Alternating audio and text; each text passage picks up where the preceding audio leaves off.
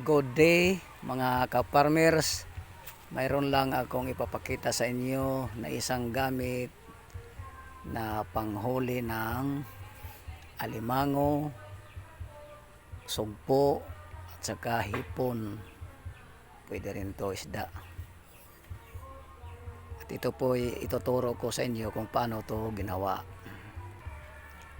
Ito siya. Itong asiro na to, ang sukat nito ay 6 na dangkal. 6 na dangkal to. 2 piraso, 6. Tapos ikis ang paglagay po nito, ikisin. Talian dito sa gitna. Kayo na pong bahala kung paano yung yung itatali dito. Ito naman yung asiro nito. Yan. Rebitihan ng asiro. 1 dangkal to. Yan. 2 piraso din. Yan. May tali. At ito naman siya, ang lambat. 1 metros to. 1 metros. Kwadrado. Yan. Kwadrado yan. 1 metros. At ang sukat ng lambat ay di 12 siguro to, di 12. At may nylon na 30 siguro to o di 20. Ayan. At dito naman sa dulo maglagay ng tingga, 2 piraso. Ayan. At ito naman yung tinatawag na palitaw. May tali. Ang sukat ng tali ay nasa 5 dipa. Depende sa lalim. Yan, basta 5 siguro to. Saka may styrofoam. Ito naman siya yung lalagyan ng pain.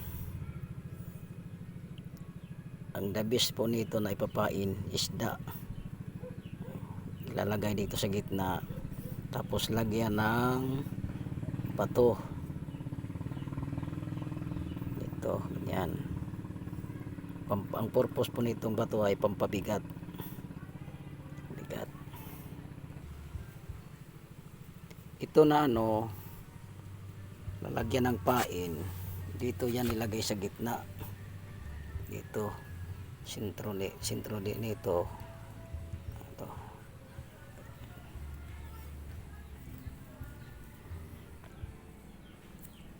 Ito po ay pain. Ganito po yung paglagay ng pain. Yan sa gitna. Yan. Itatali dito. Pag ito'y nandoon na sa ilalim ng tubig, ganyan yung forma niya. Yan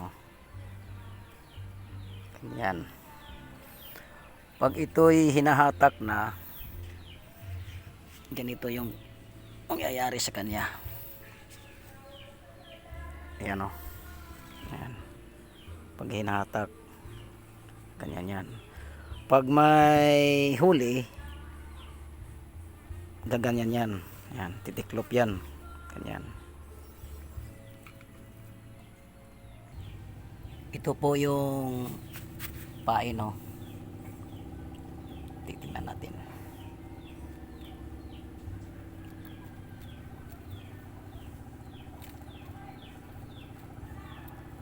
Ganyan po. Yan, isda isda. Yan.